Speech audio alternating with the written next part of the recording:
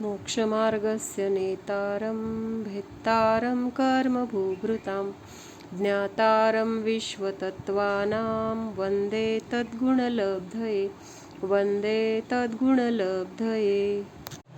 आचार्य उमास्वामी विरचित तत्वार्थसूत्र मोक्षशास्त्र आपण बघतो। त्याच्यामध्ये मतिज्ञानाचे प्रकार किंवा मतिज्ञान ज्या क्रमाने होतं तर ते आपण बघतोय। मग कुठले क्रम आहेत? अवग्रह, इहा, आवाय आणि धारणा ह्या पद्धतीने मतिज्ञान होतं। मतिज्ञानामध्ये आपण काय जाणतो तर सामान्य वस्तू जाणतो आणि सामान्य वस्तू परत विशेष रूपाने जाणली जाते ते श्रुतज्ञान म्हटलं जातं। मग ह्या मतिज्ञानामध्ये पहिल्यांदा कुठला क्रम आहे? क्रमामध्ये पहिलं काय आहे तर अवग्रह आहे।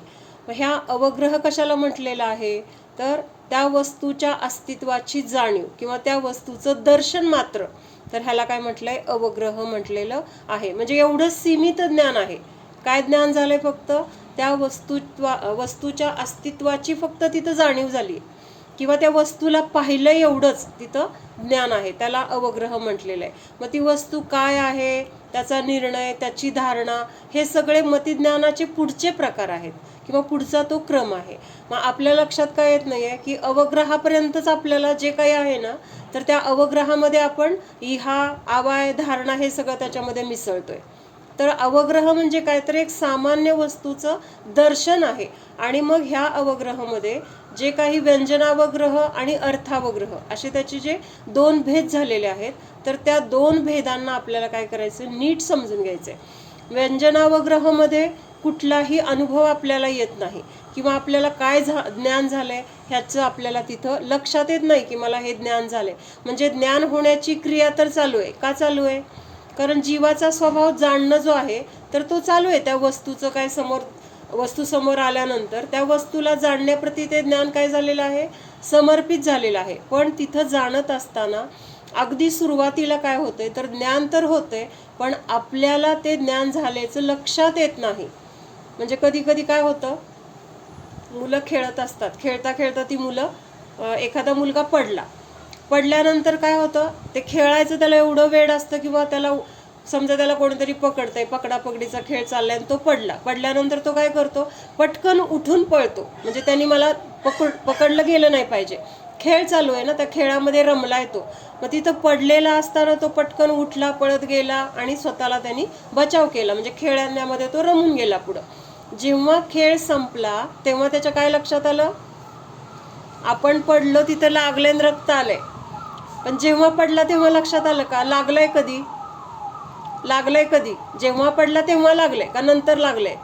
पडला तेव्हा लागलंय, पण तेव्हा त्याचं लक्ष कुठं होतं की बाबा खेळण्यामध्ये रमलेला आहे किंवा त्या लागलेल्याकडे त्याचं काय झालंय काय नाही हे त्याच्या लक्षात आलेलं नाही त्यामुळं। आणि मग तिथं काय झालंय, ते लागलेलं असून वगैरे सुद्धा त्याच्या लक्षात आलं नाही। ह्यालाच अशा पद्धतीने आपल्याला ज्ञान तर होतंय पण आपल्या लक्षात येत नाही, तर त्याला काय म्हटलेलं आहे, व्यंजनावग्रह। तर थोडंसं आपण ह्याच्यामध्ये फळ्यावरून बघितल्यावर लक्षात येते का बघूया। म्हणजे आलंय तुमच्या लक्षात पण अजून काही थोडंसं नसेल समजलं। दिसतोय का फळा? दिसतो। सगळं क्लिअर दिसतंय काय लिहिलंय ते? हो हो। अगदी 2 मिनिटात एवढं बघू, नंतर पुढचं बघूया। म्हणजे आता हा व्यंजनावग्रह जो होतो तो कशाने होतो, चक्षु आणि मन सोडून बाकीच्या 4 इंद्रियांनी होतो। मग आता इंद्रिय जे लिहिले तर ते बाकीचे 4 इंद्रिय इथं आहेत असं समजूया। मग ह्यातल्या कुठल्या तरी एका इंद्रियाला पदार्थाचा स्पर्श झाला, दिसतंय सगळ्यांना? इंद्रिय आणि पदार्थ, मावशी? तुझ्या हाताकडचं नीट दिसत नाही। बर, आता हे शब्द दिसतात का? ते वरचं दिसतंय। ठीक आहे असं दाखवते। तर पदार्थाचा स्पर्श 4 इंद्रियापैकी कुठल्या तरी एका इंद्रियाला झालेला आहे। समजा आपण आता इथं कर्णेंद्रिय पकडूया। मग ह्या कानाला ह्या म्हणजे कशाचा, त्या आवाजाचा तिथं स्पर्श झालेला आहे। स्पर्श झाल्यानंतर त्या आवाजाचं ज्ञान होण्याची क्रिया सुरू झाली आहे। म्हणजे आवाज तिथं ऐकण्याची म्हणा किंवा त्या कानावर पडल्यानंतर तो आवाज काय आहे अशाबद्दलचं तिथं काय ज्ञान होण्याची क्रिया चालू झालेली आहे। आणि समजा आता इथपासून इथपर्यंत ते ज्ञान होतंय पण अजून एवढं ज्ञान होत असताना किंवा एवढ्या वेळापर्यंत आपल्याला तिथं हे लक्षात आलं नाहीये की तो आवाज आहे किंवा तो आवाज काय आहे, म्हणजे हे इथंपर्यंत लक्षात आलेलं नाहीये. फक्त इथं ज्ञान आवाज तिथं होतोय आणि त्या आवाजाचं ज्ञान आपल्याला होतंय, अव्यक्त पद्धतीने चाललेलं आहे. म्हणून इथंपर्यंतच्या ज्ञानाला काय म्हटलेलं आहे? व्यंजनावग्रह म्हटलेलं आहे. कसलं ज्ञान आहे हे? अव्यक्त, म्हणजे तिथं आपल्या लक्षात आलेलं नाही. जसं आता त्या मुलाला पडल्यानंतर लागलेलं लक्षात आलं नाही का, त्याच्या लक्षात आलं तो पळत गेला, त्याच्या लक्षात नंतर येतं. किंवा आपल्याला सुद्धा खूप वेळा असं होतं की नाही, स्वयंपाक करत असताना कुठंतरी पोळलेलं असतं पण आपलं लक्ष नसतं, काही गडबड असते किंवा पाहुणे येणार आहेत, काही कार्यक्रम आहे, आणि नंतर जेव्हा आपण निवांत होतो तेव्हा आपल्याला लक्षात येतं इथं काहीतरी दुखतंय. मग काय दुखतंय म्हणून बघितलं तर तिथं काय दिसतं मग आपल्याला? समोर आहे का कोण माझ्या? जेव्हा आपल्याला काम चालू असतं तेव्हा तिथं लक्षात नाही. सगळेजण आहेत समोर म्हटलं ग मावशी. हा, समोरच आहेत सगळे. बर, ठीक आहे. आणि मग नंतर आपण निवांत होतो तेव्हा आपल्या लक्षात येतं की मला इथं पोळले. कधी पोळलं मला तर कळलंच नाही. मग जेव्हा पोळलेलं होतं त्यावेळेस तिथं ती खून झाली किंवा तिथं इजा झाली आहे, पण तेव्हा आपल्याला त्याचं ज्ञान झालेलं नाहीये. ज्ञान कधी झालंय? नंतर झालंय. म्हणजे झाले म्हणजे आपल्या लक्षात कधी आले, ज्ञान नाही म्हणायचं मला, आपल्या लक्षात कधी आलं? नंतर आलं. तसं इथं ज्ञान इथंपर्यंत तर होत गेले, पण फक्त ते ज्ञान झालेलं आपल्या लक्षात आलेलं नाही. मग जोपर्यंत ते ज्ञान आपल्याला लक्षात येत नाही तोपर्यंतचा तो काळ किंवा तोपर्यंतची ती अवस्था, ते ज्ञान, त्याला काय म्हटलेलं आहे? व्यंजनावग्रह. आणि इथंपर्यंत हा व्यंजनावग्रह झाला, त्याच्यानंतर ते ज्ञान व्यक्त व्हायला सुरुवात झाली. म्हणजे आपल्याला लक्षात यायला लागले आता की अरे कसला तरी आवाज आपल्याला जाणवलाय, आणि मग तिथपासून त्या आवाजाबद्दलचं जे काही ज्ञान होते, आवाज झाला हे असं स्पष्टपणे आपल्या लक्षात येते, त्याला काय म्हटलंय? अर्थावग्रह असं म्हटलेलं आहे. म्हणजे इथंपर्यंत ज्ञान कसं होतं? अव्यक्त होतं. ज्ञान तर होत होतं, फक्त आपल्या लक्षात येत नव्हतं, म्हणून त्याला व्यंजनावग्रह किंवा अव्यक्त ज्ञान असं म्हटलेलं आहे. अव्यक्त ज्ञानानंतर परत ते ज्ञान आपल्याला प्रत्यक्ष जाणवायला लागलं किंवा त्या वस्तूचं तिथं आपल्याला अस्तित्व लक्षात यायला लागले, आणि मग ते अस्तित्व लक्षात आलं त्याला काय म्हटलेलं आहे? अर्थावग्रह. व्यंजनावग्रह आणि अर्थावग्रह ह्या अवग्रहाचेच दोन टप्पे आहेत. म्हणजे इथंपर्यंत समजा अवग्रह होतोय आपल्याला, तर इथंपर्यंत त्याच्या अगोदर इथं व्यंजनावग्रह होणार आहे आणि नंतर अर्थावग्रह. कशामध्ये? फक्त 4 इंद्रिय बर का, चक्षु आणि मन ह्याच्यामध्ये येणार नाहीये. चक्षु आणि मनाचं काय होणार आहे? डायरेक्ट अर्थावग्रह होणार आहे, त्याच्यामध्ये व्यंजनावग्रह होणार नाही. म्हणून तिथं हा जो टप्पा आहे अर्थावग्रह पर्यंतचा, तर त्याच्यामध्ये व्यंजनावग्रह अगोदर होतोय आणि नंतर अर्थावग्रह होतोय 4 इंद्रियांच्या बाबतीत, मन आणि चक्षु सोडून. मग त्याच्यानंतर इथं अर्थावग्रह झाल्यानंतर पुढं काय होणार आहे? ते काय आहे? इथंपर्यंत आपल्याला लक्षात आलंय की पदार्थाचं अस्तित्व किंवा त्या पदार्थाचं जाणीव आपल्याला झाली आहे, त्याचं दर्शन आपल्याला झालंय, आणि नंतर ते दर्शन झाल्यानंतर ते काय आहे, तो आवाज कसला आहे, तो पदार्थ कुठला आहे, किंवा तिथं कशाचा वास येतोय, हे सगळी जिज्ञासा आपल्याला इथं इहामध्ये होणार आहे. कुठं होतीये? इहामध्ये. म्हणजे अर्थावग्रह झाल्यानंतर ह्या पुढच्या सगळ्या क्रिया आहेत. इथंपर्यंत आपल्याला कुठलाही निर्णय नाही, कुठलंही धारणा नाही, किंवा हे आहे ते नाही असं निश्चित ज्ञान नाही. अवग्रहामध्ये फक्त त्या पदार्थाचं दर्शन मात्र. ह्या गोष्टी आपल्याला समजून घ्यायला अवघड वाटतात, पण प्रत्यक्षात हे सगळं प्रत्येक जीवाच्या बाबतीत अनादिकाळापासून चालू आहे. अवग्रह, इहा, आवाय आणि धारणा, आणि ते इतकं फास्ट होत असतं की त्याच्यामधला भेद आपल्या लक्षात येणार नाही. म्हणजे इतकं त्याचं समयभेद कमी आहे, पण होत असताना मात्र ह्या क्रमाने होते. मग आपण काल काय प्रश्न बघितला होता की व्यंजनावग्रह नंतर इहा, आवाय, धारणा का होत नाहीत, किंवा व्यंजनावग्रह इहा. दर्शन म्हणजे नुसतं जाणलं जातं का फक्त? हा आहे, काहीतरी आवाज कानावर आला, काहीतरी वस्तू समोर दिसली, काहीतरी मला चव लागली, म्हणजे तोंडामध्ये पदार्थ घातलाय, काहीतरी घातलाय तोंडामध्ये, त्या पदार्थाचं अस्तित्व जिभेला झालेलं आहे, इथपर्यंत ते सुद्धा ज्ञान आहे की नाही. थंड लागलंय किंवा गरम लागलंय, याच्यापूर्वी काहीतरी लागलंय मला, मग ते काय आहे, थंड किती आहे, हे सगळं पुढं होणार आहे आपल्याला, कारण ती जिज्ञासा आपल्याला इहामध्ये उत्पन्न होते.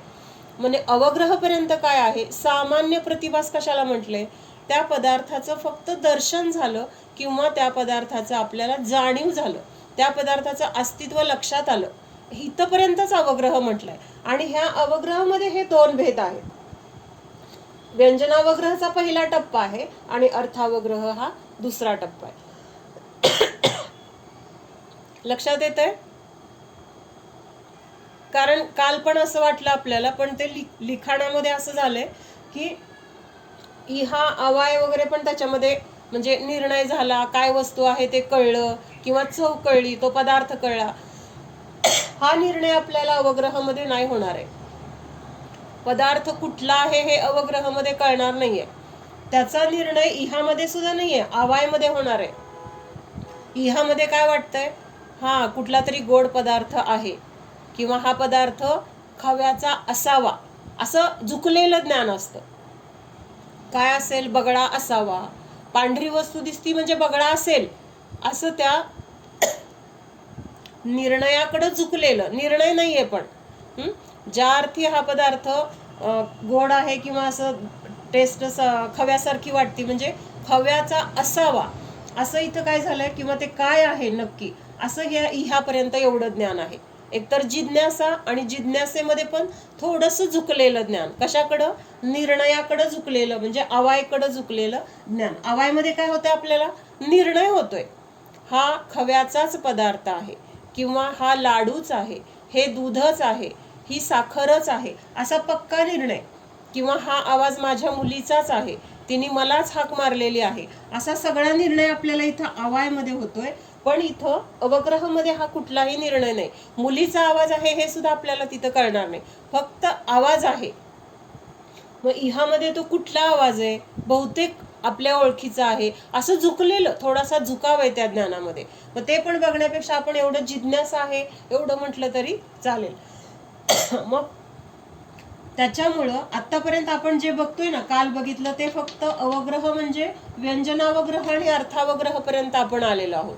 म्हणजे हे याचं उदाहरण असं होऊ शकतं का, तुम्ही आतापर्यंत जे सांगत होता ते अव्यक्त रूपाने आमच्या ज्ञानात होतं आणि तुम्ही आता ते स्पष्ट केल्यानंतर ते क्लिअर झालं. बरोबर आहे. म्हणजे थोडक्यात स्थूल रूपाने असं होऊ शकतं. इथं काल तसं काहीतरी आपण वाचलेलं पण आहे, आता माझ्या लक्षात येईना, आपण उदाहरणात इथं पुस्तकात वाचलेलं आहे नाही, असं म्हटलं होतं ना, एक पदार्थ खाऊन बघितला, खायला दिला टेस्ट आपल्याला करायला, आणि आपल्या लक्षात आलं नाही, मग आपण काय म्हटलं, अजून थोडं ते मला काहीच समजत नाहीये, अजून काहीतरी हे अजून थोडंसं दे, मला काही त्याची चव समजत नाहीये, असं म्हणलो आपण. म्हणजेच तिथं आपण तो पदार्थ खाल्लाय, त्याचं काहीतरी ज्ञान पण झालंय, पण ते काय झालंय हे आपल्या लक्षात येत नाही, म्हणून आपण परत एकदा तो पदार्थाची टेस्ट घेतली आणि मग आपल्या लक्षात येलं की हां, इथं हे कमी आहे किंवा हे जास्त आहे. म्हणजे हे खरं तर पुढचं आहे बरं का, निर्णय झालाय आपल्याला तिथं, हा वगैरे मध्ये येणार आहे. पण स्थूल रूपाने समजून घेण्यासाठी अव्यक्त काय आणि व्यक्त काय हे लक्षात येण्यासाठी फक्त एवढं म्हटलेलं आहे. आता लक्षात आलं, व्यंजनावग्रहानंतर इहा अवाय धारणा का होत नाहीत, तर मधला हा टप्पा झाल्याशिवाय हा इथं कसं जाणार ज्ञान, कळतंय का. मध्ये अर्थावग्रह झाल्याशिवाय आपल्याला इहा आवाय आणि धारणा होऊ शकत नाहीत, कारण हे अव्यक्त आहे. अव्यक्त म्हणजे आपल्याला ते आहे, काय आहे किंवा काहीतरी आहे हे जर कळलं नाही तर ते काय आहे हे जाणण्याची जिज्ञासा होईल का. जोपर्यंत आपल्याला त्या पदार्थाच्या अस्तित्वाचीच जाणीव होत नाही तोपर्यंत तो पदार्थ काय आहे हे जाणण्याची आपल्याला जिज्ञासा होणारच नाही. आणि ती जिज्ञासा होण्यासाठी तिथं अर्थावग्रह म्हणजे ज्ञान आपलं व्यक्त झालेलं असलं पाहिजे, किंवा ज्ञान व्यक्त झालं त्यानंतरच पुढे जिज्ञासा उत्पन्न होणार आहे. लक्षात येतं का? अर्थावग्रह मध्ये पण इहा अवाय धारणा होत. अर्थावग्रह मध्ये आपल्याला पदार्थ अवग्रहाचेच हे दोन भेद आहेत ना, मग त्याच्यानंतरच इहा अवाय धारणा होणार. हा बरोबर, तेच म्हणायचं होतं की निर्णय आपल्याला अर्थावग्रहामध्ये होत नाही. हा तर इथपर्यंत फक्त एक सामान्य प्रतिभास, सामान्य त्या पदार्थाच्या अस्तित्वाची जाणीव आहे, काहीतरी आहे, आवाज आहे, काहीतरी पदार्थाचा आपल्या तोंडामध्ये आपण खाल्लेला आहे, किंवा आपल्याला काहीतरी स्पर्श झालेला आहे, म्हणजे एवढं फक्त एक सामान्य तिथं. मग ते काय आहे हे जिज्ञासा आपल्याला इहामध्ये आहे. त्याच्यानंतर हे गोडच आहे, तिखटच आहे हा निर्णय, किंवा थंडच आहे, गरमच आहे हा निर्णय आवायमध्ये आहे. आणि धारणामध्ये काय होणार आहे, खूप दिवसांनी पण आपल्याला ती गोष्ट आठवणार आहे किंवा त्याचा विसर पडणार नाही, हे धारणामध्ये. म्हणजे आपल्याला काल आपण इथपर्यंतच बघितलंय, त्याच्यामुळं पदार्थाचा निर्णय वगैरे अवग्रहामध्ये येणार नाही, हे सांगायचं होतं मला. समय बरोबर आहे अगदी, म्हणजे इतक्या फास्ट घडतं ना की ते पकडीत येणार नाही आपल्या, पण होताना मात्र हा क्रम असणारच. म्हणजे एखादा क्रम झालाच नाही किंवा वेळ नाही मिळाला असं नाही. ज्ञान होताना, मतिज्ञान होताना ह्या क्रमाने होणार. हे टप्पे असणारच आहेत त्याच्यामध्ये. न चक्षुरनिंद्रियाभ्याम, न चक्षुरनिंद्रियाभ्याम. ज्यांच्याकडे पुस्तक आहे त्यांनी वाचून म्हणू शकता, न चक्षुरनिंद्रियाभ्याम. तर ह्याचा अर्थ काय सांगितलाय, व्यंजनावग्रह नेत्र और मन से नहीं होता.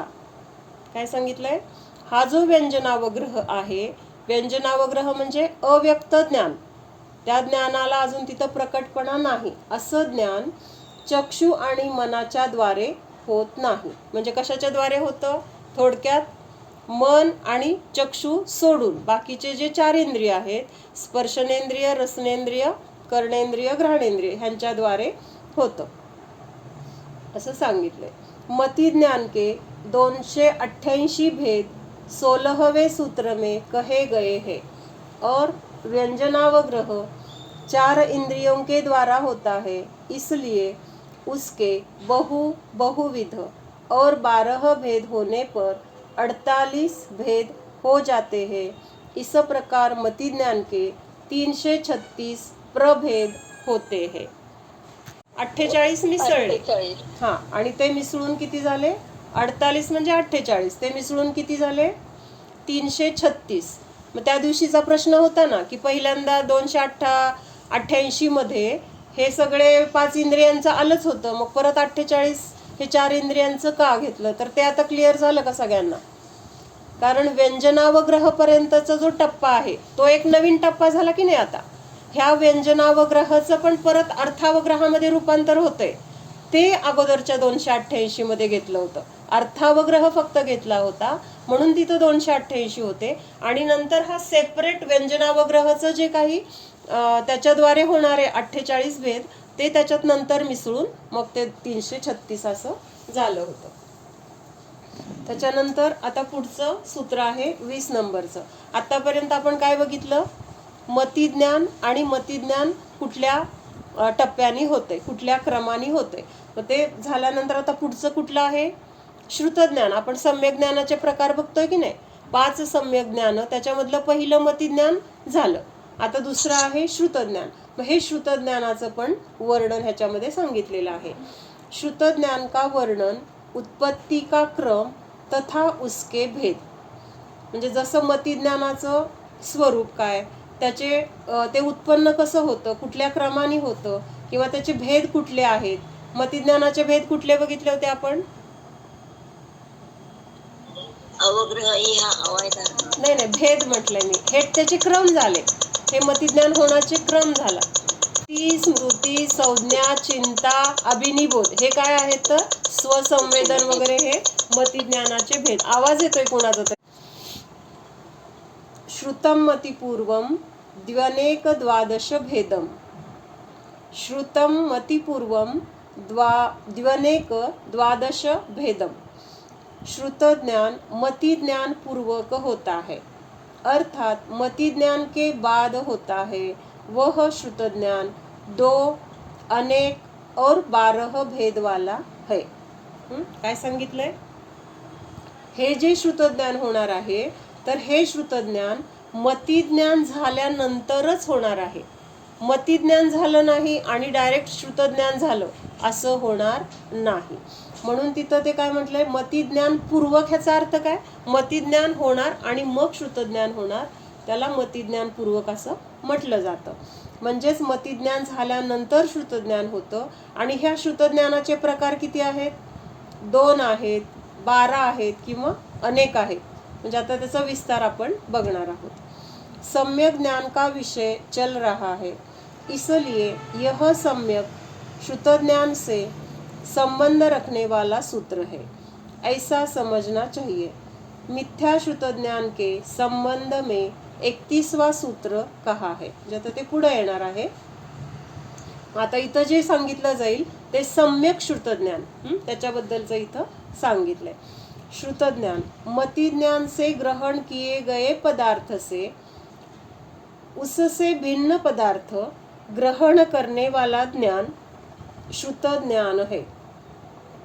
काय सांगितलं, मतिज्ञानाने जे जाणलेलं आहे त्या मतिज्ञानाने जाणलेल्यापेक्षा विशेष जे ज्ञान जाणतं त्या ज्ञानाला काय म्हटलेलं आहे, श्रुतज्ञान असं म्हटलेलं आहे.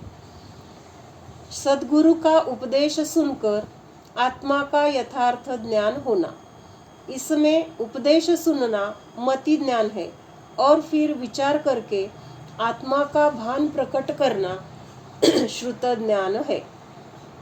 एक सर्वसामान्य ज्ञान झालं पहिल्यांदा, तर त्याला काय म्हटलेलं आहे, मति ज्ञान. आणि त्याच्यामध्ये परत मग विशेष विचार केला आपण आणि त्यानुसार आपण आपल्या स्वतःच्या आत्म्याला जाणण्यासाठी प्रवृत्त झालो किंवा आत्म्याला जाणलं पाहिजे असं आपल्याला ज्ञान झालं. त्याच्यातून हा निर्णय झाला की नाही, मला माझ्या स्वतःच्या आत्म्याला जाणायचंय, असं तिथं काय झालं, आपल्याला विशेष जाणीव झाली आणि ह्या ज्ञानाला काय म्हटलेलं आहे, श्रुत ज्ञान असं म्हटलेलं आहे. शब्द से घटादि पदार्थों को जाना, इसमें घट शब्द का सुनना मति ज्ञान है और उसमें घट पदार्थ का ज्ञान होना श्रुत ज्ञान है. म्हणजे आणखीन इथं विस्ताराने काय सांगितलंय की शब्द ऐकला, काय शब्द ऐकला, घट. घट हे शब्द फक्त आपल्या कानावर आला, इथपर्यंत त्या घट शब्द ऐकला, इथपर्यंत ज्ञान झालं, तर त्या ज्ञानाला म्हटलेलं आहे मति ज्ञान. आणि श्रुतज्ञान काय, श्रुतज्ञानामध्ये काय होतंय, तर तो घट म्हणजे काय, एक ठराविक आकारचा डेरा असेल, ठराविक आकारचं काहीतरी म्हणजे वेगवेगळं लहान असेल मोठा असेल असं त्या म्हणजे घटाचं ज्ञान होणं, तर ह्याला काय म्हटलेलं आहे, श्रुतज्ञान. मग ते काय लाल मातीचं आहे, काळ्या मातीचं आहे, लहान आहे, मोठा आहे वगैरे, हे जे काही त्याच्याबद्दलचं ज्ञान आपल्याला होतं किंवा त्याच्यामध्ये आपण पाणी भरून ठेवतो तो घडा असं म्हटलं जातं, तर हे सगळं ज्ञान आपल्याला श्रुतज्ञानाच्या द्वारे होतं. धुएं से अग्नि का ग्रहण करना, इसमें धुएं को आँख से देखकर जो ज्ञान हुआ सो मति ज्ञान है. म्हणजे समोर धूर दिसला किंवा धूर आहे हे कळलं, तर ह्याला काय म्हटलंय, मति ज्ञान. आणि मग ज्या अर्थी तिथं धूर आहे त्या अर्थी तिथं अग्नी असणारच असं आपल्याला विशेष ज्ञान झालं. त्या अग्नीवरून तिथं, त्या धुरावरून तिथं अग्नीचा आपण काय केला, निर्णय केला किंवा अग्नी आहे असं तिथं आपल्याला तर्क अनुमानाच्या द्वारे लक्षात आलं. तर्क म्हणजे काय, कुठल्या तरी गोष्टीवरून कुठल्या तरी गोष्टीची सिद्धी केली जाते. म्हणजे आता तिथं धूर दिसला, मग धुरावरून आपण तिथं अग्नी आहे हे सिद्ध केलं किंवा आपण अग्नी आहे हे जाणलं. म्हणजेच काय झालं, तिथं तर्क लावला की नाही, ज्या अर्थी धूर आहे त्या अर्थी तिथं अग्नी आहे. लक्षात येते का, तर्क कशाला म्हटलंय. आपण व्यवहारात तर्क वापरतो की युक्ती, थोडक्यात युक्तीच्या द्वारे. आपल्याला तिथं अग्नी तर दिसलेली नाहीये, दिसलंय काय, धूर दिसलाय, पण तो धूर बघून आपल्याला ज्ञान कशाचं झालंय, अग्नीचं ज्ञान झालंय की तिथं अग्नी आहे हे आपल्याला लक्षात आलंय.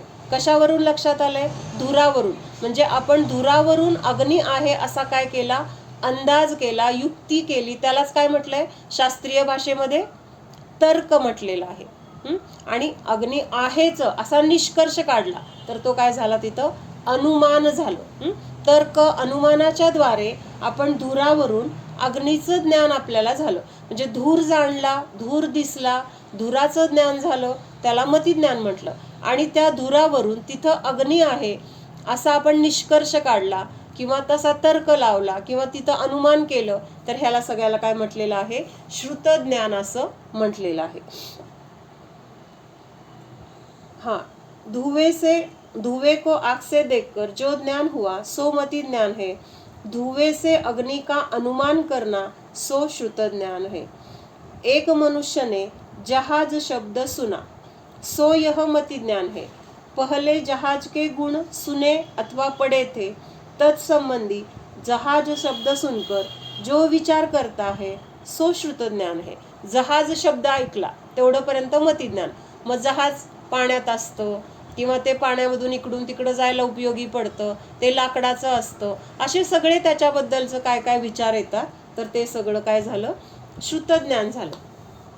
म्हणजे इथं वरती काय शब्द आला होता की मति ज्ञान से ग्रहण किए गए पदार्थ से उससे भिन्न पदार्थ का ग्रहण करने वाला ज्ञान. म्हणजे त्या ज्या मतिज्ञानाने ज्या पदार्थाला जाणलंय त्या पदार्थाला तर विशेष जाणणारच, पण त्या पदार्थाच्या संबंधी बाकीचे जे पदार्थ आहेत त्या पदार्थाचं सुद्धा तिथं ज्ञान होणार. आता आपण जहाज म्हटलं, जहाज म्हणल्यानंतर तिथं हा विचार आला की नाही, पाण्यातून चालतं, म्हणजे पाण्याचा पण तिथं त्यावेळेस पाण्याचा पण विचार आला. त्याच्यातून मालाची पण वाहतूक केली जाते किंवा तिथं ते लाकडाचं असतं, त्याच्यामध्ये पण आता खूप सोयी असतात. हे सगळं पण ज्ञान आपल्याला त्या जहाजामुळे आलं की नाही डोक्यात. मग हे जे त्याच्याबरोबर आलेले जे विचार आहेत त्यालाच काय म्हटलंय? त्या पदार्थाबरोबर बाकीचं पण अनेक भिन्न पदार्थांना जे जाणतं, विशेष रूपाने जे जाणतं, तर त्याला काय म्हटलेलं आहे? श्रुत ज्ञान असं म्हटलेलं आहे. मति ज्ञान के द्वारा जाने हुए विशेष का अवलंबन लेकर जो उत्तर तर्कणा दूसरे विषय के संबंध में विचार जीव करता है सो श्रुत ज्ञान है. मतिज्ञानाने जाणलेल्या पदार्थाला, विषय म्हणजे काय? पदार्थ. जो पदार्थ आहे ज्याला मतिज्ञान जाणतंय त्याला विषय म्हटलं जातं. त्याला त्याचं अवलंबन घेऊन त्याच्या संदर्भामध्ये असलेल्या बाकीच्या पदार्थांना पण जाणणं किंवा त्याचा विचार करणं, तर तेच काय आहे? श्रुतज्ञान आहे. श्रुतज्ञान के दो भेद है. आता इथपर्यंत लक्षात आलं श्रुतज्ञान कशाला म्हणायचंय? मतिज्ञानाने जाणलेल्या पदार्थाला जे विशेष जाणतं किंवा त्याच्या संदर्भात असलेल्या बाकीच्या भिन्न पदार्थांना पण जे जाणतं, तर त्या ज्ञानाला काय म्हटलेलं आहे? श्रुतज्ञान असं म्हटलेलं आहे. मग आता ह्या श्रुतज्ञानाचे पण दोन प्रकार सांगितले, एक अक्षरात्मक आणि दुसरं अनक्षरात्मक. आत्मा शब्द को सुनकर आत्मा के गुणों को हृदय में प्रकट करना सो अक्षरात्मक श्रुत ज्ञान है. काय सांगितलं? आता आत्मा हा शब्द ऐकला, इथपर्यंतचं ज्ञान कुठलं आहे? मतिज्ञान. मग त्या आत्म्यासंबंधीचे गुण, त्याचा विचार, त्याचं चिंतन, असं जे ज्ञान होणार आहे तर त्या ज्ञानाला काय म्हटलंय? श्रुतज्ञान. मग आता इथं अक्षरात्मक कसं लावलं? तर आपण आत्मा हा शब्द ऐकला, शब्द ऐकला की नाही, ते अक्षर आपण ऐकलं आणि त्या अक्षराला ऐकून आपल्याला त्या आत्म्याच्या गुणांची तिथं आठवण आली म्हणा किंवा त्या आत्म्याचे गुण तिथं आपण जाणले, तर त्याला काय म्हटलेलं आहे? अक्षरात्मक श्रुतज्ञान असं म्हटलेलं आहे. अक्षर और पदार्थ में वाचक वाच्य संबंध है. म्हणजे पदार्थ आहे तर त्या पदार्थाचा उच्चार, ते पदार्थ आपण तोंडाने तरी उच्चार केला किंवा ते पदार्थ आपण त्या पदार्थाचं नाव लिहिलं. नाव लिहिलं म्हणजे अक्षर रूपाने लिहिणार ना, लिहायचं म्हटलं. मग त्या पदार्थाचा आणि त्या अक्षराचा, म्हणजे आता ते अक्षर उच्चारल्यानंतर ते पदार्थ आपल्याला आठवतो की नाही? आपल्या मुलाचं नाव आपण घेतलं, मुलाला आपण हाक मारली, म्हणजे त्या शब्दाच्या द्वारे आपण मुलाला हाक मारली, तर त्या शब्दामध्ये त्या मुलाला कळलं की नाही हे माझं नाव आहे, किंवा ते शब्द म्हणजे ज्याच्यासाठी उच्चारलेत तर तो मुलगा आहे, म्हणजे त्यांच्यामध्ये तो संबंध झाला की नाही त्या नावाचा आणि त्या मुलाचा. तो कसला संबंध आहे? व्यवहारातला आहे किंवा आपल्याला समजून घेण्यासाठी आहे, व्यवहार चालण्यासाठी, तो विषय इथं नाही आहे. फक्त इथं आता शब्दाचा संबंध काय सांगितलाय? त्या पदार्थाचं ते नाव आहे किंवा त्याचा उच्चार केल्यानंतर आपल्याला त्या पदार्थाची आठवण येते, म्हणजेच तिथं वाचक वाच्य संबंध आहे असं सांगितलंय. वाचक म्हणजे काय? शब्द वाचला, शब्द ऐकला, आणि त्या शब्दाला वाचून किंवा ऐकून आपल्याला त्या पदार्थाची तिथं आठवण आली. लक्षात येते का? त्या पदार्थाची आपल्याला तिथं जाणीव झाली किंवा त्याची आठवण आली, त्याचा विचार आला, तर त्याला म्हटलंय अक्षरात्मक श्रुतज्ञान. वाच्य म्हणजे त्या शब्दावरून आपल्याला त्या पदार्थाचं ज्ञान होणं, त्या व्यक्तीचं आपल्याला तिथं ज्ञान होणं, त्या व्यक्तीची तिथं आठवण येणं. म्हणजे ज्याला आपण दाखवतोय किंवा ज्याच्याकडे खूण करतोय तर ती गोष्ट आपल्या लक्षात येते. म्हणजे आपला हेतू काय आहे? हाक मारण्याचा हेतू काय आहे? अक्षर उच्चारणं हा हेतू आहे का मुलाला बोलवणं हा हेतू आहे? मुलाला बोलवणं. हा, मुलाला बोलवण्यासाठी आपण त्या शब्दांचा तिथं वापर केलाय, त्या अक्षरांचा तिथं वापर केलाय. म्हणजेच त्या अक्षरामध्ये आणि त्या मुलामध्ये जो संबंध आहे तर त्याला काय म्हटलंय? वाच्य वाचक. त्या शब्दाला वाचून त्या शब्दाला ऐकून आपल्याला त्या व्यक्तीची त्या पदार्थाचं ज्ञान होतंय. त्यामुळे त्याला हे वाचक वाच्य संबंध असं म्हटलेलं आहे. वाचक शब्द है उसका ज्ञान मति ज्ञान है और उसके निमित्त से वाच्य का ज्ञान होना सो श्रुत ज्ञान है. म्हणजे शब्द उच्चारला किंवा शब्द वाचला हे मति ज्ञान आहे. आणि त्या शब्दातला भाव काय आहे? हाक मारली म्हणजे त्या मुलाला पण कळलंय मला बोलवलंय, किंवा आपल्याला पण त्याला बोलवायचा जो भाव आहे त्याच्यासाठी आपण तो शब्दाचा काय केलाय? उच्चार केलाय. तर हा भाव कशामध्ये आहे? वाच्यमध्ये येतो. म्हणून ह्या ज्ञानाला श्रुतज्ञान असं म्हटलेलं आहे. परमार्थ से ज्ञान कोई अक्षर नहीं है, अक्षर तो जड़ है, वह पुद्गल स्कंध की पर्याय है, वह निमित्त मात्र है. अक्षरात्मक श्रुतज्ञान कहने पर कार्य में कारण का, निमित्त का मात्र उपचार किया गया समझना चाहिए. म्हणजे अक्षर म्हणजे तो मुलगा नाही, ते नाव म्हणजे पण तो मुलगा नाही, पण त्या मुलाला बोलवण्यासाठी त्या शब्दांची, त्या अक्षराची, त्या नावाची तिथं काय घेतली आपण? मदत घेतली किंवा अवलंबन घेतलंय, एवढाच संबंध आहे. त्या अक्षरामध्ये त्या मुलाचं म्हणजे त्या अक्षराला ज्ञान आहे का? त्या मुलाला बोलवायचंय किंवा तो मुलगा म्हणजे मी असं त्या अक्षराला काही कळतंय का? काही नाही. अक्षर तर काय आहे? पुद्गल पर्याय आहे. पुद्गल द्रव्याची स्कंदरूप पर्याय म्हटले. स्कंद म्हणजे काय? स्कंद कशाला म्हटलंय? अनेक परमाणूंच्या समूहाला स्कंद म्हटलेला आहे. हा, मग अनेक परमाणू एकत्रित येऊन तिथं हे शब्द तयार झालेत, अक्षर तयार झाले. मग ह्या अक्षराला काय आहे? कुठलं द्रव्य म्हटलंय? पुद्गल द्रव्य. त्याच्यामध्ये ज्ञान आहे का? नाहीये. पण आपण त्या शब्दाचा किंवा त्या अक्षराचा वापर त्या वस्तूच्या प्रती करतोय, त्या व्यक्तीच्या प्रती करतोय.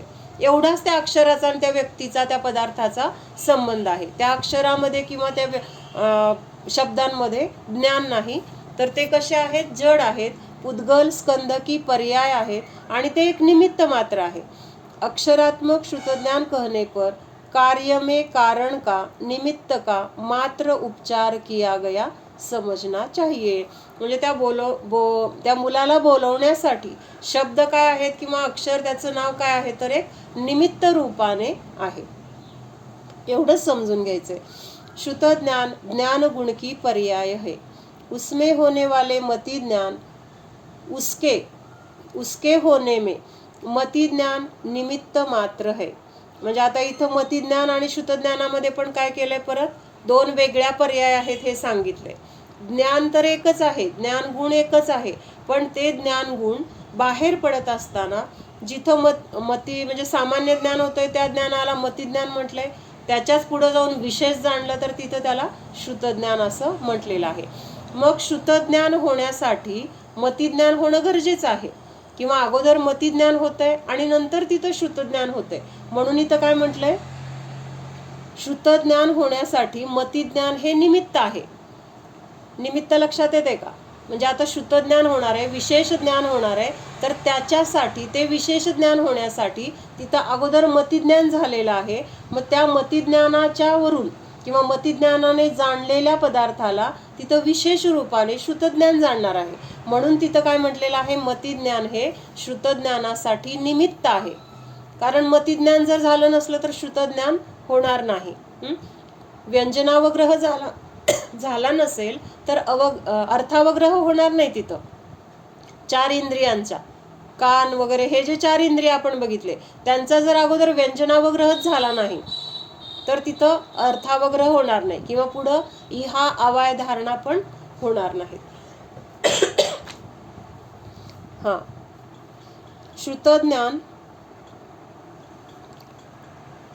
श्रुतज्ञान से पूर्व ज्ञान गुण की मति ज्ञान रूप पर्याय होती है और उस उपयोग रूप पर्याय का व्यय होने पर श्रुत ज्ञान प्रकट होता है. मग मतिज्ञानाने पदार्थाला सामान्य रूपाने जाणलं की हा पदार्थ आहे.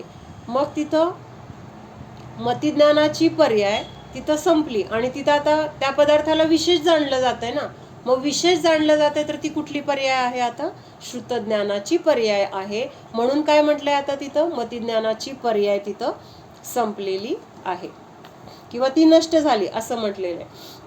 उस उपयोग रूप पर्याय का व्यय होने पर श्रुत ज्ञान प्रकट होता है, इसलिए मति ज्ञान का व्यय श्रुत ज्ञान का निमित्त है. मग श्रुतज्ञान, मतिज्ञान नष्ट झालं आणि श्रुतज्ञान झालं, दोन्ही एकाच वेळेस झालंय.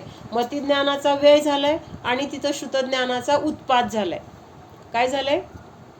आता तिथं श्रुतज्ञानाची अवस्था चालू आहे. श्रुतज्ञानाच्या द्वारे आपण विशेष जाणतोय. मग हे विशेष जाणत असताना तिथं आता सामान्य जाणण्याची क्रिया चालू आहे का विशेष म्हणजे तिथं श्रुतज्ञान आहे, म्हणजेच तिथं आता मतिज्ञान नाही. मतिज्ञान नाही म्हणजेच ती मतिज्ञानाची जी पर्याय होती तर ती पर्याय आता तिथं काय झालेली आहे? नष्ट झालेली आहे. लक्षात येते का? अवघड वाटतंय? ह्याच्यासाठी म्हटलंय की श्रुतज्ञान होण्यासाठी अगोदर तिथं मतिज्ञान होणं गरजेचं आहे. आणि मतिज्ञानाने श्रुतज्ञान उत्पन्न केलंय का? मतिज्ञान वेगळं आहे, श्रुतज्ञान वेगळं आहे. म्हणून तिथं मतिज्ञानाने श्रुतज्ञान उत्पन्न केलं नाही, पण तिथं मतिज्ञान झाल्यानंतर श्रुतज्ञान होते म्हणून त्याला निमित्त म्हटलं. त्याला त्याचा कर्ता नाही म्हटलं. श्रुतज्ञानाचा निमित्त का म्हटलंय? तर मतिज्ञान श्रुतज्ञानाचा कर्ता नाही. कर्ता म्हणजे काय?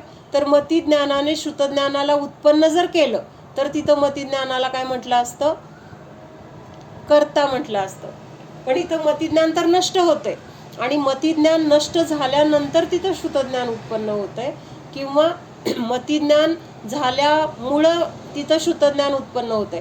पण मतिज्ञान जर नसेल तर श्रुतज्ञान होणार आहे का? तरी पण श्रुतज्ञान होणार नाही. म्हणजेच तिथं मतिज्ञानाची गरज पण आहे, पण मतिज्ञान श्रुतज्ञानाला उत्पन्न पण करत नाही, म्हणून तिथं त्याला निमित्त म्हटलेलं आहे. निमित्ताचं कसं काय असतं काम? निमित्ताचं त्याच्यामुळं झालं म्हणजे तिथं हजर असतं पण ते काही करत नाही. हा निमित्त तिथं मतिज्ञाना ते कार्य होण्यासाठी तिथं निमित्ताची गरज पण आहे, पण कार्य होत असताना तिथं ते निमित्त काही करत पण नाही. असे 2 गोष्टी निमित्ताच्या बाबतीत महत्वाच्या आहेत. काय महत्वाच्या आहेत? एकतर कार्य होत असताना तिथं निमित्त हजर पाहिजे, म्हणजे निमित्त नसेल तर कार्य होणार नाही. पण निमित्त हजर असताना सुद्धा त्या निमित्ताने ते कार्य केलं असं पण होत नाही. म्हणजेच निमित्त ते कार्य करत नाही, फक्त तिथं साक्षी रूपाने आहे. साक्षीदार काय करतो? ॲक्सिडेंट झाला, मग तिथं बघणारे जे लोक काय झाले त्यावेळेस तिथं फक्त साक्षीदार. त्यांनी तिथं ॲक्सिडेंट करवलाय किंवा ॲक्सिडेंट तिथं म्हणजे असं होणार आहे म्हणून काय प्रयत्न केलेत व्हावे म्हणून काहीच नाहीये. फक्त तिथं योगायोगाने ते होते म्हणून त्यांना तिथं साक्षीदार म्हटलं गेले. तसं इथं श्रुतज्ञान हे कार्य झालं. श्रुतज्ञान उत्पन्न झालं म्हणजे काय झालं? कार्य झालं. त्याच्याद्वारे आपण विशेष काही जाणतोय. हे जाणण्याचं कार्य श्रुतज्ञानामध्ये चालू आहे. म्हणजेच ते काय? श्रुतज्ञान प्रकट झालं, हे कार्य झालं. आणि हे कार्य होत असताना ते कार्य कुणी केलंय? मतिज्ञानाने केलंय का? मतिज्ञान तर तिथं नष्ट झालंय. मतिज्ञानाचं काम एवढंच होतं की बाबा सामान्य वस्तूला सामान्य रूपाने जाणणं, हे मतिज्ञानाचं काम होतं आणि ते त्याचं काम त्यांनी केलं. आणि त्याच्यानंतर पुढं आता हे विशेष जाणणं चाललंय. म्हणून हे विशेष जाणणं जे चालू आहे तर ते श्रुतज्ञानाचं काम आहे. त्यामुळे तिथं मतिज्ञानाने ते केलं असं पण नाही, पण मतिज्ञान असताना म्हणजे मतिज्ञान झाल्याशिवाय श्रुतज्ञान होऊ शकत नाही, म्हणून त्याला तिथं निमित्त म्हटलेलं आहे. लक्षात येतं? पुढे दिलंय त्यांनी मतिज्ञान का उस उपयोग रूप पर्याय का व्यय होने पर शुद्ध ज्ञान प्रकट होता है, इसलिए मति ज्ञान का व्यय शुद्ध ज्ञान का निमित्त है, वह अभाव रूप निमित्त है. आता परत ह्या निमित्तामध्ये सुद्धा अभाव रूप निमित्त, भाव रूप निमित्त असे दोन प्रकार सांगितले. अभाव रूप म्हणजे काय? आता तिथं जोपर्यंत शुद्ध ज्ञान प्रकट होत नव्हतं तोपर्यंत मती ज्ञान आहे किंवा मती ज्ञान झाल्यामुळेच तिथं शुद्ध ज्ञान होणार आहे. पण आता शुद्ध ज्ञान प्रकट झालं त्याच समयामध्ये, कुठल्या समयामध्ये? ज्या समयामध्ये शुद्ध ज्ञान प्रकट झालं त्याच समयामध्ये तिथं मती ज्ञानाचा व्यय झालाय. व्यय झालाय म्हणजे काय झालंय? त्याच समयामध्ये ते मती ज्ञान नष्ट झालंय आणि त्याच समयामध्ये शुद्ध ज्ञान उत्पन्न झालंय. म्हणून इथं काय म्हटलंय? कसं निमित्त आहे ते? अभाव रूप. म्हणजे ते कार्य घडत असताना त्या लगेच निमित्ताचा तिथं अभाव झालेला आहे. अर्थात मति ज्ञान का जो व्यय होता है वह शुद्ध ज्ञान को उत्पन्न नहीं करता. परत सांगितलंय त्यांनी, मति ज्ञानाने शुद्ध ज्ञानाला उत्पन्न केलं नाही, पण मति ज्ञान झाल्यामुळेच तिथं शुद्ध ज्ञान होणार आहे. म्हणजे हा क्रम आहे. कसा आहे क्रम? की मति ज्ञानाने काहीतरी सामान्य जाणलंय आणि त्या सामान्य जाणलेल्या वस्तूला नंतर जे ज्ञान जाणणार आहे त्या ज्ञानाला शुद्ध ज्ञान म्हटलेलं आहे. पण मति ज्ञानाने शुद्ध ज्ञानाला उत्पन्न केलेलं नाही. किंतु शुद्ध ज्ञान तो अपने उपादान कारण से उत्पन्न हुआ है. म्हणजे किती सूक्ष्मता सांगितली. पर्यायामध्ये पण तिथं काय केलंय? भेद केलाय. ज्ञान तर एक अखंड आहे जीवामध्ये. त्या जीवाच्या ज्ञान गुणाच्याच ह्या सगळ्या पर्याय आहेत. मति ज्ञान, शुद्ध ज्ञान, अवधी ज्ञान, मनपरे ज्ञान, केवल ज्ञान. पण ह्या पर्यायामध्ये सुद्धा काय केलंय? एक पर्याय दुसऱ्या पर्यायाचा म्हणजे मति ज्ञानाची पर्याय शुद्ध ज्ञान पर्यायाचा करता नाही, किंवा शुद्ध ज्ञान ही पर्याय मति ज्ञानामुळे उत्पन्न झालेली नाही. तर कशामुळे झालंय? तर शुद्ध ज्ञान तो अपने उपादान कारण से उत्पन्न होता है, मति ज्ञान से शुद्ध ज्ञान अधिक विशुद्ध होता है. का सांगितलंय? त्याच्या स्वतःच्या उपादानाने, म्हणजे ते शुद्ध ज्ञान होण्याची त्या ज्ञानाची काय होती? त्यावेळेस योग्यता होती आणि त्या योग्यतेसाठी तिथं मति ज्ञान हे फक्त निमित्त झालेलं आहे. निमित्त होऊन ते लगेच नष्ट पण झालेलं आहे आणि त्यामुळे त्याला तिथं अभाव रूप निमित्त असं म्हटलेलं आहे. मति ज्ञान से शुद्ध ज्ञान अधिक विशुद्ध होता है. असं का म्हटलेलं आहे? मति ज्ञान से शुद्ध ज्ञान अधिक विशुद्ध का म्हटलेलं आहे? विशेष जाणतोय ना आपण तिथं. म्हणजे अगोदर जे सामान्य जाणलं होतं, मग विशेष जाणण्यासाठी तिथं, विशेष ज्ञान होण्यासाठी तिथं आपले परिणामांची अधिक विशुद्धी आहे आणि त्यामुळे आपल्याला तिथं विशेष ज्ञान प्राप्त होते. म्हणून तिथं शुद्ध ज्ञान अधिक विशुद्ध होत आहे असं म्हटलेलं आहे. प्रश्न आहे, जगत में कारण के समान ही कार्य होता है, इसलिए मति ज्ञान के समान ही शुद्ध ज्ञान होना चाहिए. आता काय म्हटलंय? म्हणजे आता इथं वरती काय म्हटलंय की मति ज्ञान झाल्यानंतरच शुद्ध ज्ञान होणार किंवा मति ज्ञान पूर्वकच शुद्ध ज्ञान होतं. म्हणजेच तिथं काय सांगितलं की मति ज्ञान हे कारण झालं, मति ज्ञान झाल्यानंतर शुद्ध ज्ञान होतंय. म्हणून मति ज्ञान हे कारण आणि शुद्ध ज्ञान हे काय झालंय? कार्य असं म्हटलेलं आहे. तर तिथं प्रश्न विचारलाय की जसं कारण असेल तसंच कार्य असतं. कारण म्हणजे काय? ज्या गोष्टीमुळे एखादा पदार्थ बनलाय, मग तो बनलेला पदार्थ जसं मूळ त्याचं स्वरूप होतं त्याची काहीतरी त्याच्यामध्ये सगळे गुणधर्म असणार की नाही. आता कणिक आहे, कणकीचे जे पदार्थ त्याचे गुणधर्म आहेत कणकीमध्ये असलेले, ते कणकीचे गुणधर्म दशमीमध्ये आहेत की नाही, का बदलले? दशमीमध्ये, कणकीमध्ये किंवा गव्हामध्ये जे काही गुण आहेत, काय काय आहेत त्याच्यामध्ये गुण? गव्हामध्ये पौष्टिकता आहे किंवा ती काय आहे अजून त्याच्यामध्ये कोंडा वगैरे आहे. म्हणजे जे जे काही चिकटपणा आहे किंवा ते पोट भरण्याचं काम करतं, म्हणजे त्याच्यामुळे आपल्याला शक्ती मिळते, हे सगळे गव्हामध्ये गुणधर्म आहेत. मग गहू दळल्यानंतर त्या कणकीमध्ये ते गुणधर्म आहेत का बदलले? आहेत ना, सेम तेच आहेत. दशमी केली आपण त्याची, पर्याय फक्त बदलले. मग दशमीमध्ये पण तेच गुणधर्म आहेत. म्हणजेच इथं काय आहे? गहू हे कारण आहे, गहू हे काय आहे? कारण आहे आणि कणिक हे काय झालं? आता तिथं कार्य झालं. समजा गव्हापासून ते बनलंय ना, नवीन काहीतरी पदार्थ बनलाय. नवीन म्हणजे गव्हाची अवस्था राहिलेली नाहीये, ह्या अपेक्षेने तिथं कणिक होण्याचं कार्य झालं. आता पुढं काय झालं, आता समजा आपण कणिक घेतली, कणिक हे कारण झालं आणि त्या कणकीपासून आपण दशमी बनवली. मग दशमी हे काय झालं, तिथं कार्य झालं. मग त्या कणकीमध्ये असलेले गुणधर्म दशमीमध्ये आहेत, फक्त तिथं आता काय आहे, त्या कणकीची पर्याय बदलली गेली आहे, त्याचा आकार वेगळा आलाय आता काहीतरी, तिथं त्याचं काहीतरी चव वेगळी थोडीशी बदललेली आहे. म्हणजे शेकल्यानंतर वगैरे आपल्याला चव आवडते, म्हणजे त्यातलीच कच्ची असली तरी आपल्याला आवडत नाही किंवा जळलेली असली तरी आवडत नाही. म्हणजेच काय आहे तर योग्य शेकल्यानंतर त्याची एक ठराविक चव आहे.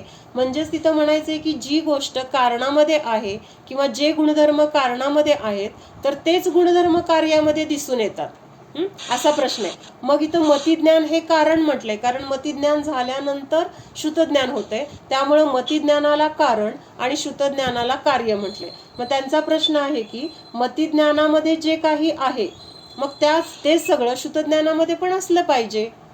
बरोबर आहे ना शंका त्यांची, की जे कारणामध्ये आहे ते कार्यामध्ये दिसतं. मग मतिज्ञान हे कारण आहे तर मतिज्ञानामध्ये जे आहे तेच सगळं श्रुतज्ञानामध्ये पण दिसलं पाहिजे, असा त्यांचा म्हणजे समान असलं पाहिजे असं त्यांचा प्रश्न आहे. मग त्याचं उत्तर देतात. प्रश्न लक्षात आला का सगळ्यांच्या? हां, तर काय सांगितलंय की कारण जे असतं, कारणापासून कार्याची उत्पत्ती होते. मग कारणापासून कार्याची उत्पत्ती होते म्हटल्यानंतर जे गुणधर्म कारणामध्ये आहेत तर त्या कारणाचे गुणधर्म त्या कार्यामध्ये पण असले पाहिजेत. साखर कशी आहे, गोड आहे, म्हणजे साखर हे गोडीचं कारण आहे. गोड होण्यासाठी साखर आपल्याला गरजेची आहे, म्हणजे साखर हे गोडीसाठी काय झालं, कारण आहे. मग ती साखर आपण दुधामध्ये टाकली, मग दुधामध्ये टाकल्यानंतर साखरेची जी गोडी आहे ती दुधामध्ये आपल्याला जाणवते की नाही, त्याच्यासाठीच तर आपण दुधामध्ये टाकतो.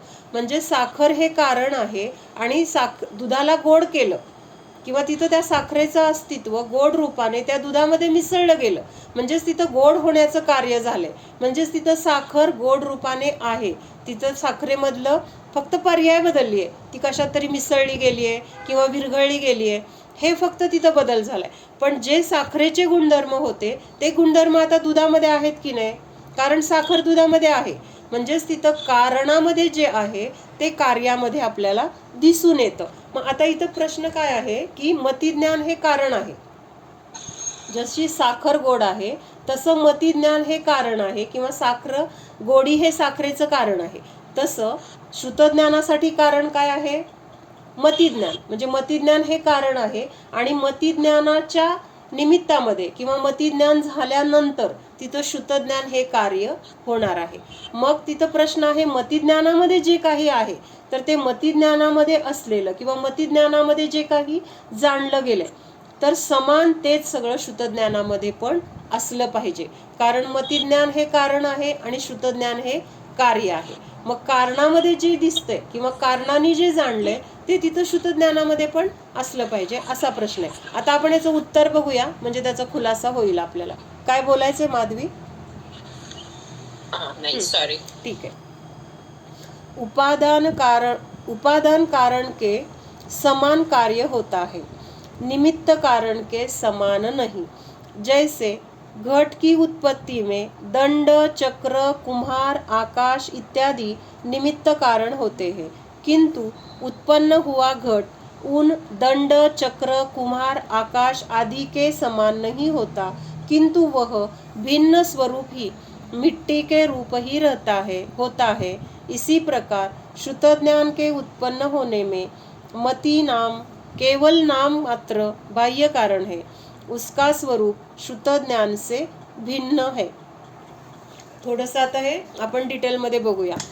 पहिल्यांदा इथं कारण आणि कार्यसंबंध. कारण आणि कार्यसंबंध पण परत काय दोन प्रकारचा लक्षात आलंय का आता इथं? उपादान कारण आणि निमित्त कारण. कारणामध्ये पण दोन कारणं आहेत. कुठली? एक उपादान कारण आहे आणि एक निमित्त कारण आहे. मग उपादान कारण कशाला म्हटलंय आणि निमित्त कारण कशाला म्हटलंय? कोणची? की उपादान म्हणजे ते कार्य होण्याची शक्ती ज्या द्रव्यामध्ये आहे तर त्या द्रव्याला उपादान म्हटलंय. आणि ते कार्य होत असताना तिथं बाकीची जी काही हजर कारणं आहेत त्या कारणांना काय म्हटलेलं आहे, निमित्त कारण असं म्हटलेलं आहे. मग आपल्याला आता घट बनवायचं आहे. घट बनवण्यासाठी उपादान कारण काय आहे, माती आहे. कारण माती असल्याशिवाय तिथं घट तर होणार नाही, कारण मातीचाच घट बनतो. म्हणून माती हे काय आहे तर उपादान कारण, मुख्य कारण. घटरूप होण्याची शक्ती मातीमध्ये आहे, म्हणून त्याला उपादान म्हटलेलं आहे. आणि निमित्त म्हणजे काय, माती तर आहे तिथं, पण तिथं कुंभारच नाहीये, ते चक्रच नाहीये, पाणी नाहीये, किंवा ते फिरवण्यासाठी काय ते दांडी नाहीये. असं जर नसेल तर तिथं ते घट तयार होणार का? म्हणजे हे बाकीचे निमित्त पण तिथं काय आहेत, गरजेची आहेत. मग ह्या बाकीच्या निमित्तांना निमित्त कारण म्हटलेलं आहे. आणि त्या मातीला काय म्हटलंय, उपादान कारण. कारण मातीतून घटाची उत्पत्ती होणार आहे. त्या कुंभार तिथं घटरूप होणार आहे का? कुंभाराचा घट झाला, त्या चक्राचा घट झाला, किंवा अजून काय कुठलं ते चक्र आहे त्याचा घट झाला, असं होणार आहे का? नाही होणार. तिथं त्या मातीचा घटात रूपांतर होणार आहे. हे बाकीचे सगळे तिथं काय आहेत, फक्त हजर आहेत. मग ते हजर जे आहेत त्यांना निमित्त म्हटलंय. आणि ज्याच्यामध्ये कार्य घडतंय, कार्य कशामध्ये घडलंय, माती होती, आता उपादान हे घट होण्याचं तिथं कार्य घडलेलं आहे. मग ह्याला म्हटलंय उपादान कारण. बाकीचं उद्या बघूया का? तिथं कार्य घडत असताना ते म्हणजे निमित्त होतं, पण तिथं मतिज्ञान झालं नंतर श्रुतज्ञान होणार आहे. पण श्रुतज्ञान होत असताना मतिज्ञानाचा तिथं नाश होतोय, कारण त्यावेळेस तिथं श्रुतज्ञान ही पर्याय उत्पन्न झाली आणि मतिज्ञान ही पर्याय नष्ट झाली. ह्या अपेक्षेने फक्त तिथं अभावरूप निमित्त म्हटलंय. पण मतिज्ञान झाल्यामुळेच श्रुतज्ञान झाले, त्यामुळं मतिज्ञानाला निमित्त म्हटलं पण गेलं, पण त्याचा नाश झाल्यामुळं त्याला त्याचा तिथं अभावरूप निमित्त असं म्हटलं गेलं. कळतंय का थोडं? म्हणजे काय नष्ट झाली, नाश झाला म्हणजे कुठल्या अपेक्षेनं म्हणायचंय, ती पर्याय तिथं नष्ट झाली आणि तिथं नवीन पर्याय उत्पन्न झाली. मग नष्ट झालेली पर्याय होती ती मतिज्ञानाची होती, म्हणून त्याचा व्यय झाला. आणि नवीन उत्पन्न झालेली पर्याय श्रुतज्ञानाची आहे, ज्याच्यामध्ये आपण विशेष काहीतरी जाणतोय, विशेष आपल्याला ज्ञान होतंय, मतिज्ञानापेक्षा जास्त काहीतरी जाणलं जातंय, म्हणून त्या ज्ञानाला श्रुतज्ञान म्हटलंय. आणि ते श्रुतज्ञान उत्पन्न झालं तेव्हा आता मतिज्ञानाची पर्याय आहे का? नाहीये. म्हणून त्याला म्हटलंय अभावात्मक निमित्त. म्हणजे स्वतःचा अभाव करून जे कार्य झाले, मतिज्ञानाचा अभाव झालाय आणि मग तिथं श्रुतज्ञान होण्याचं कार्य झालंय. पण श्रुतज्ञान झालंय कुठं, त्याच्या त्याच्या उपादानाने त्या ज्ञानामध्ये झालंय. मतिज्ञान पर्यायाने ते काम केलेलं नाही. म्हणजे मतिज्ञानाची पर्याय स्वतंत्र होती आणि श्रुतज्ञानाची पर्याय स्वतंत्र आहे. म्हणजे ही स्वतंत्रता पर्यायामध्ये पण सांगितले. म्हणजे आपल्याला हे कर्ता भाव जो आहे ना, त्याच्यासाठी हे लावता येते की एक आता ज्ञानाचेच पर्याय आहेत ह्या सगळ्या, मतिज्ञान श्रुतज्ञान ह्या सगळ्या एका ज्ञान गुणाच्या पर्याय आहेत. आणि एक पर्याय तिथं मतिज्ञानाची जी आहे, तर ती मतिज्ञानाची पर्याय नष्ट होतीये किंवा ती झाल्यानंतर श्रुतज्ञान होतंय, तरी सुद्धा मतिज्ञान मी श्रुतज्ञानाला उत्पन्न केलं असा कर्ताभाव तिथं नाही. किंवा मतिज्ञानामुळं तिथं श्रुतज्ञान, मतिज्ञानाने श्रुतज्ञान उत्पन्न केलं म्हणून तिथं मतिज्ञानाला पण श्रुतज्ञानाचा कर्ता म्हटला नाही. म्हणजे एकानंतर एक पर्याय लगेच उत्पन्न झाली आहे. 10 नंबरची पर्याय मतिज्ञानाची आहे, 11 नंबरची पर्याय श्रुतज्ञानाची आहे. म्हणजे एका पाठोपाठ एक असतं ना तसं. तरी सुद्धा ते मतिज्ञान वेगळं, मतिज्ञानाची पर्याय वेगळी, श्रुतज्ञानाची पर्याय वेगळी. मतिज्ञानाच्या पर्यायाने श्रुतज्ञानाची पर्याय उत्पन्न केली नाही, असं तिथं स्वतंत्रता दाखवून दिली आहे. मग आपण तर व्यवहारात किती म्हणत असतो, मी केलं, माझ्यामुळं झालं. म्हणजे आपल्याला वाटतं हे सगळं बरोबर आहे, कळतंय, कर्ता बुद्धी घेतोय, पण परत परत आपण व्यवहारामध्ये जेव्हा क्रिया करतोय किंवा संसारामध्ये वावरताना ह्या गोष्टी आपल्याकडनं सतत घडतायत. मी केलं, मला करायचंय, त्यांनी केलं, त्याच्यामुळं असं झालं, माझ्यामुळं. चांगलं केलं असेल तर स्वतःला करता म्हणतो, वाईट केलं असेल तर दुसऱ्याला करता म्हणतो. मग ही कर्ता बुद्धी आपण म्हणजे किती चुकीची करतोय हे लक्षात येते का? जीवद्रव्य एक आहे, त्या जीवद्रव्यामधला एक ज्ञान गुण घेतलाय, एका ज्ञान गुणाच्या ह्या वेगळ्या वेगळ्या पर्याय, म्हणजे एकाच द्रव्यामधल्या एकाच गुणाच्या ह्या पर्याय सुद्धा स्वतंत्र दाखवल्यात. असं नाही की दुसऱ्या गुणाची पर्याय सुद्धा आहे आणि त्याच्यापासून एका पर्यायाला भिन्न केलंय, नाही. ज्ञान गुणाच्या समजा 10 पर्याय असतील तर त्या ज्ञान गुणाच्या 10 पर्याय प्रत्येकाची स्वतंत्रता वेगळी आहे.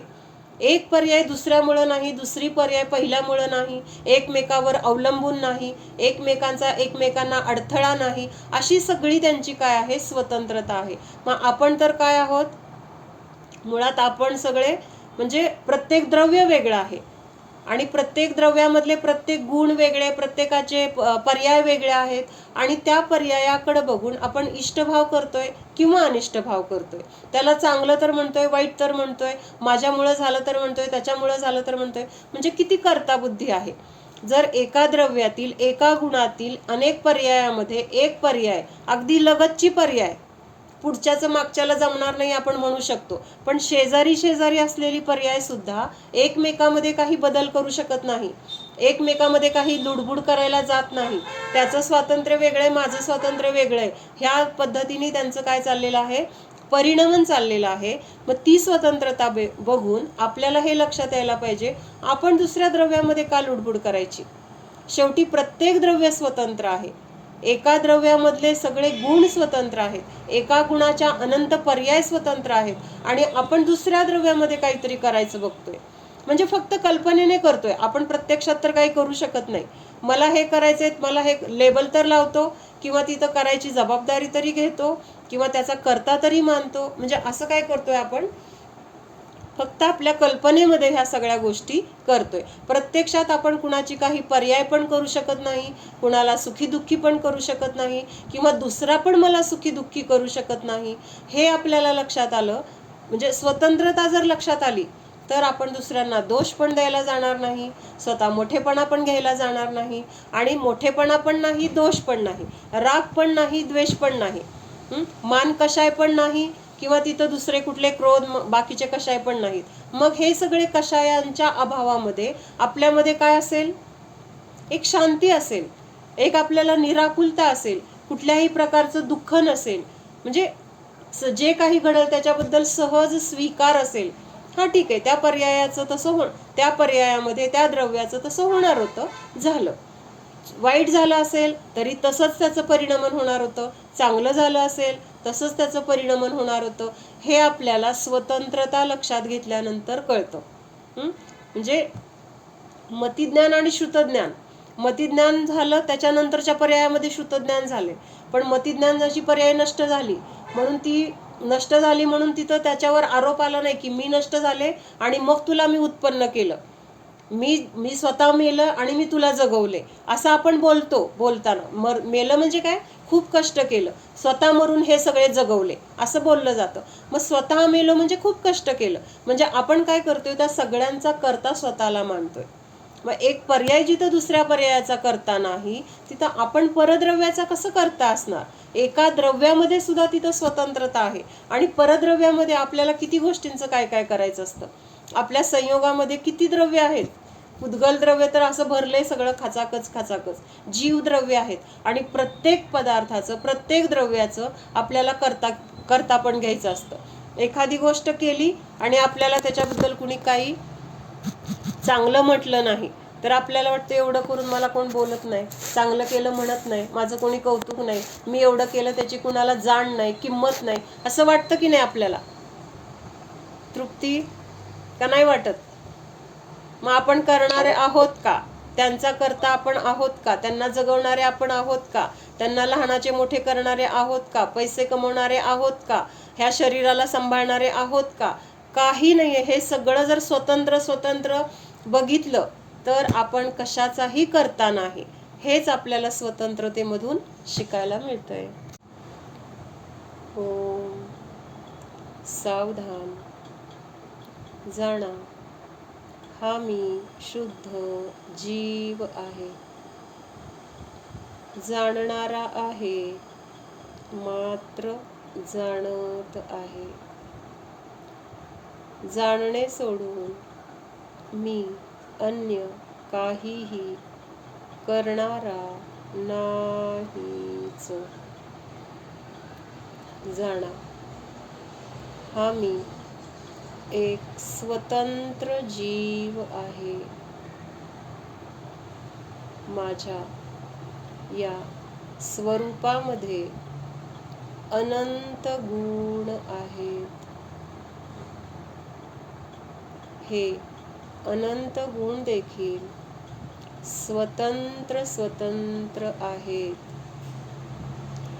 ज्ञानगुण स्वतंत्र आहे, दर्शन गुण स्वतंत्र आहे, सुख गुण स्वतंत्र आहे, चारित्र्य गुण स्वतंत्र आहे, अस्तित्व, वस्तुत्व आदी सर्व गुण स्वतंत्रच आहेत.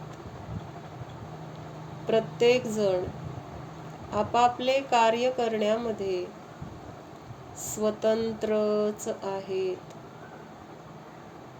एक गुण दुसऱ्या गुणामध्ये लुडबुड करत नाही, दुसऱ्या गुणाचे कार्य करत नाही, दुसऱ्या गुणाच्या कार्यामध्ये अडथळा करत नाही. प्रत्येक जण आपापल्या परिणमनामध्ये लीन आहेत. ज्ञानगुण मात्र जाणण्याचेच काम करतो, सुखाचे काम करत नाही, दर्शन गुणाचे काम करत नाही. जाणा, एक गुण दुसऱ्याच्या परिणमनाच्या कर्तेपणाचा भाव घेत नाही, त्याचा कर्ता होत नाही. मग मी या शरीराचा कर्ता कसा होऊ शकेल? नाही, मी या शरीराचा कर्ता बिलकुल नाहीच. या संयोगामध्ये असलेल्या जीवांचा कर्ता मी नाहीच. ते स्वतंत्र द्रव्य आहेत. त्यांचे परिणमन त्यांच्या योग्यतेने स्वतंत्रपणे चालू आहे. मी त्यांचा कर्ता करविता नाही, मात्र जाणणारा आहे. जाणा, जाणणाऱ्याला जाणा. मात्र जाणण्यामध्ये हलकेपणा आहे. कसली चिंता नाही, आकुलता नाही, दुःख नाही. एक स्वतंत्रता समजली तर किती दुःख संपणार आहे विचार करा. हा मी स्वतंत्रच आहे. जाणा, स्वतंत्र स्वरूपोऽहम्.